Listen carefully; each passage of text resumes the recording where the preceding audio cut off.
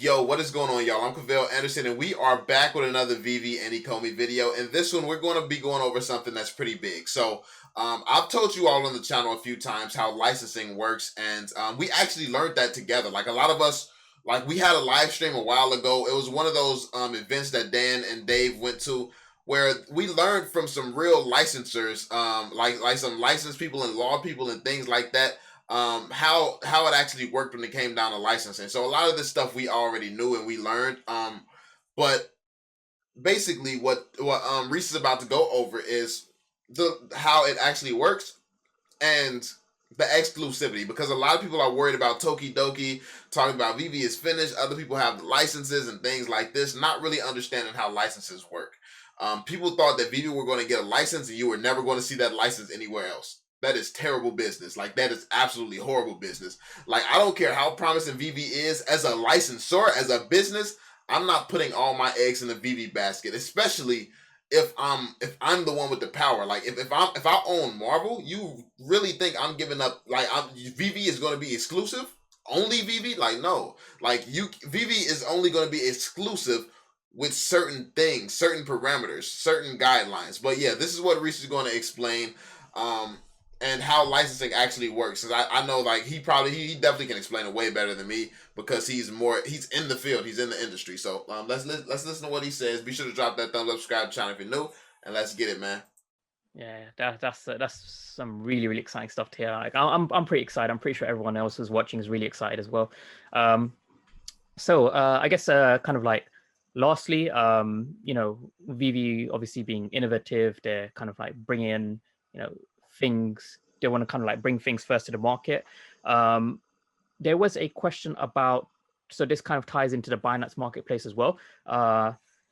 People were kind of, obviously, I wouldn't expect people to have in-depth knowledge of licensing, to be honest. It's just not a thing that people should, you know, really need to know about. But people were worried that, you know, Tokidoki, it's not exclusive to Veve. The brand isn't exclusive. They're kind of like on Binance as well.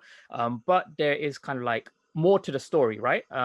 So although the brand might not be exclusive, what other companies working with the brand can do may be in a way exclusive. So for example, 3D AR Ritmo, obviously on Veve, does that mean, you know, another company come along and do exactly the same 3D AR Ritmo?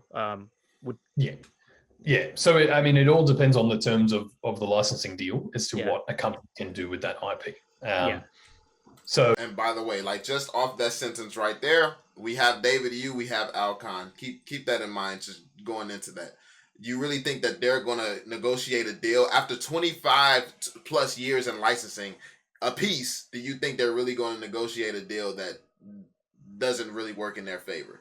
So, and like that's why, like, the Netflix example dude gave, that don't really work the same when you got expert licensors. Yeah, Netflix may be in a position where they got to compete with hella people, but nah, like, that's because you don't got somebody with 20 plus years in the field. So you already know that they're going to be negotiating good deals.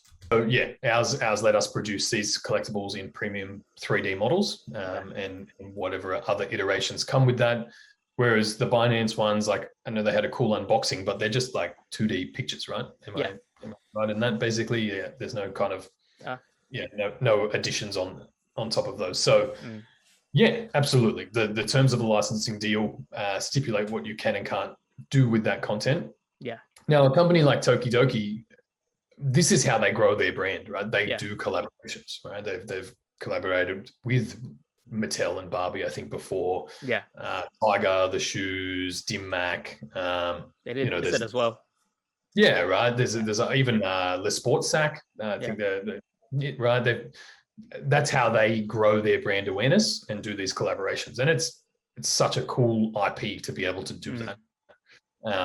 And they'll continue to do that, right? That's fundamentally, these are licensing companies, and that is how you grow your bottom line as a business, right? Most of it is intangible assets or products these days. It's not the manufacture of a toy or something like that, right?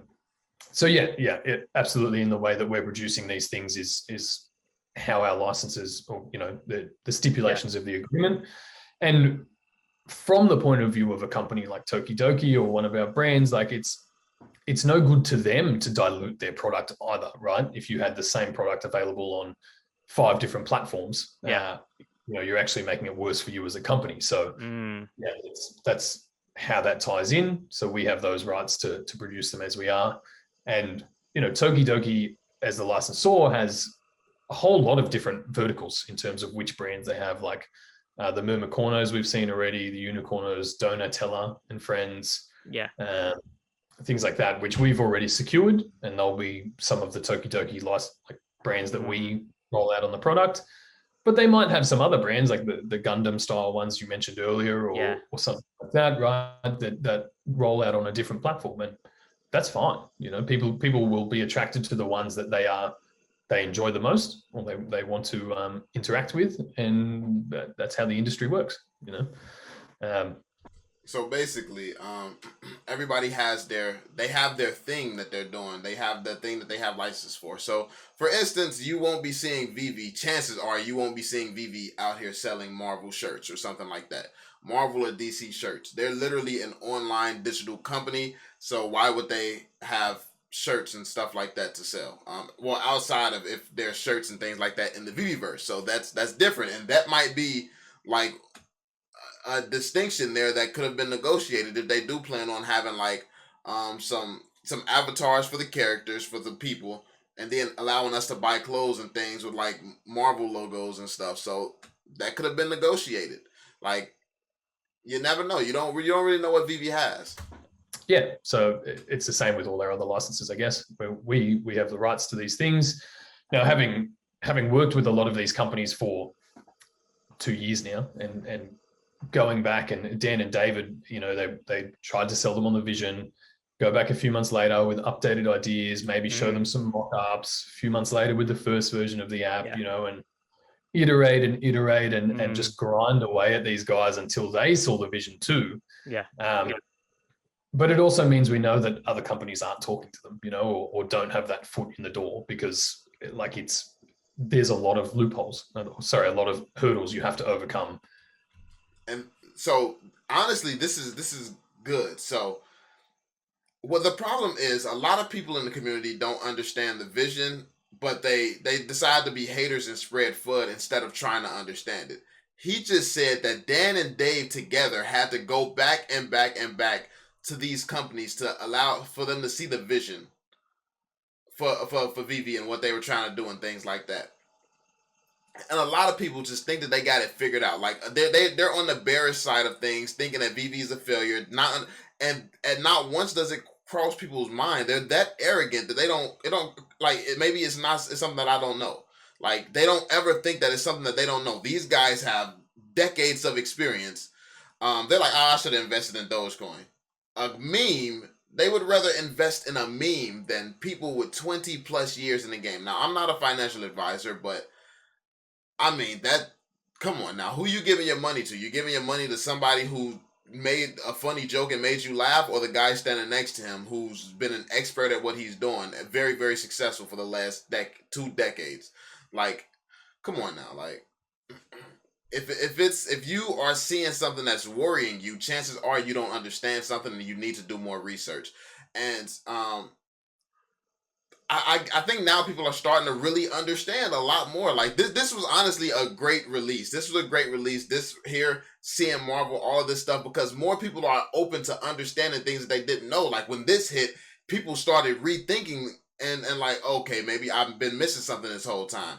And I think that this really was an eye-opener, because people get stuck in their way. And I know, like, the way I come across, the way that I am, it can be hard to want to admit being wrong when I say something, because I'm like, I mean, if they can't see it, they're idiots. So basically, if you can't see it, some people might take it like, I can't see it, so I'm an idiot. Like, I don't like this guy now. Let me go watch K. Like, I get it. Like, shout out to my homie K, by the way. But yeah, I mean, the facts don't change, man. I know, like, I got a different personality. I'm gonna come across as an asshole when I say it sometimes. Some people get it. I mean, it's not anything against anybody. It's just how I am.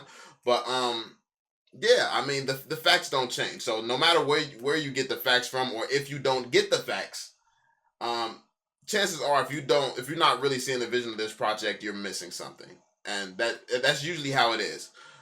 So yeah, let's see what else he says. To actually acquire this IP, and like we've mentioned a few times, we really got to that point where a few licenses started coming on board. Some saw the vision, some agreed. Then you go back and say, oh, well, now we've got DC, and now we've got Cartoon Network, and then the ears prick up a bit, and they think, okay, maybe we'll take this a little more seriously, right? And now, and more recently, obviously, like now we've got Marvel, and now so we really got to that point of critical mass or critical adoption, or whatever you want to call it, from the licensor side, where they'd actually be working against themselves to not come on board at this point. Because we really are bringing in that global audience. It's what's cemented us as leaders in the space. And since the start of this year, obviously with the NFT hype cycle that happened, it blowing up into people's awareness, like I'd say we'd probably almost signed as many brands in the last 6 months as we have in the last 2 years, and wow. That is interesting. So he has just confirmed that they have over 200 brands, bruh. Because basically in the last 2 years, they signed 100 people. They came in with 100 plus brands, they've been saying. So that means that they have over 200 brands more than likely at this point in time. So that's crazy. That is crazy. Yeah, like, I mean, any company that was on the fence before is now much more motivated to get off the fence and come to our side, and a lot of brands that may not have been aware of this industry now are, and understand that growth potential in the digital space. We're truly signing new licenses all the time, and it's it's only up from here. It's only growth from here. It'll be interesting to see, since it's been like the first kind of experience that people have had of the whole kind of like what Roger and Cohen did, because Marvel's big. It'll be interesting to see if other licensors saw that and they kind of like get introduced into the whole Veve ecosystem through what Marvel has done. That might like turbocharge everything. It's very likely, right? And from a business standpoint, like, you don't just get Marvel. They like we said before, they do so much due diligence and so much research and into every aspect of the company and the books and all of that. So from a validation standpoint, to see a brand as big as Marvel, or a license as big as Marvel coming on board, it just gives us much more credence to, right? And I would think gives other licensors the permission to look into it and much more comfortability in talking about it. Yo, when he just said Marvel had to see the books, why it just make me think of the Ozark, man.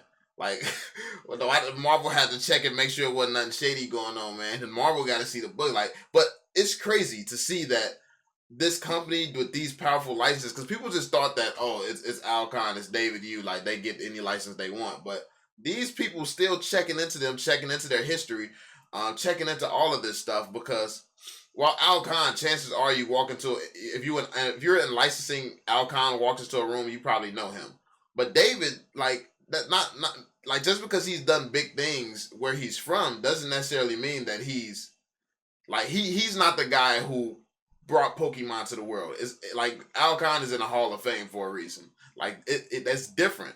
So David Yu, you might have to do some digging into him and then realize, this is an impressive background. Like it's not uncommon that you would, or it's not out of the ordinary that you might not know who David Yu is. Like, I didn't even know who Alcon was, but I mean, in the licensing world, like you probably would know Alcon. You definitely would know Alcon.